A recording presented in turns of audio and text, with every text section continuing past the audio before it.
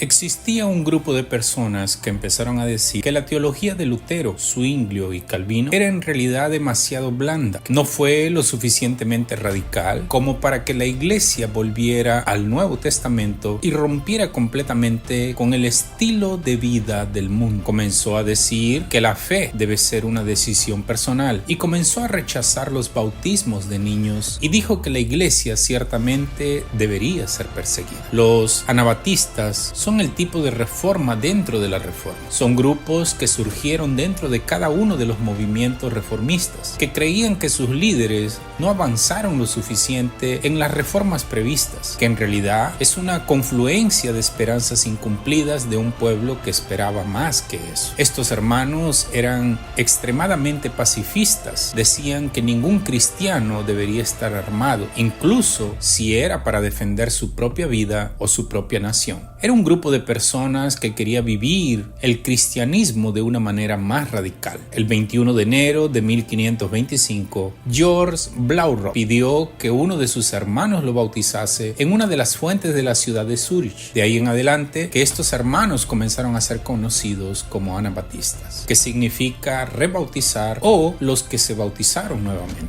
Este término se usaba como burla, que no está del todo bien, porque en su idea no se estaban rebautizando. En realidad, estaban haciendo su primer verdadero bautismo por decisión propia. Eran muy devotos de la oración, muy devotos de la pureza, muy dedicados al servicio mutuo, muy simples, muy piadosos, pero empezaron a creer que aquel bautismo que tuvieron cuando bebé estaba mal. Los anabatistas eran un grupo de hermanos totalmente igualitarios. Decían que no había diferencias entre hombres y mujeres, ricos y pobres, y que todos somos hermanos ante Jesucristo. Y este movimiento rápidamente comenzó a enfrentar mucha resistencia por parte de católicos y protestantes. Pero históricamente hubo un problema. Solo los grupos heréticos se rebautizaban. Cuando miras los grandes grupos heréticos de la historia, todos aquellos que se vieron aparte de la iglesia fueron rebautizados. Cuando los reformadores, Zwinglio, los protestantes reformados, vieron a ese grupo haciendo otro bautismo, un rebautismo, fueron naturalmente grabados como herejes. Y no solo eso, los anabatistas creían en una separación total de la iglesia y el Estado, mientras que los otros reformadores todavía creían en la cooperación de la iglesia y el Estado. Los anabatistas no aceptaron nada del Estado, querían un completo gobierno de separación. El gobierno de la ciudad de Zúrich decretó la pena de muerte para todos los rebautizadores y los anabatistas comenzaron a ser cruelmente perseguidos, tanto por católicos como por protestantes. Fueron asesinados de las maneras más bárbaras que puedas imaginar. Fueron desmembrados en vida, fueron quemados vivos y además, en una forma muy irónica, con la aprobación de Zwinglio, fueron ahogados, como si dijeran: no te gusta el agua, no quieres ser bautizado, así que ahora serás bautizado por tercera vez. Los anabatistas fueron ahogados. Se estima que en esta época el número de anabatistas asesinados fue mayor que todos los cristianos que murieron durante los primeros 3 siglos de persecución de la iglesia cristiana. Desafortunadamente, vemos estos momentos oscuros en nuestra historia, en los que incluso los protestantes persiguieron con pena de muerte a los que consideraba herejes, y en medio de estas persecuciones surgieron los anabatistas, un poco más revolucionarios, que estaban dispuestos a tomar las armas, pero no durarán mucho. En ese momento, uno de los principales líderes de este movimiento era un hombre llamado Menno Simons. En el futuro, sus discípulos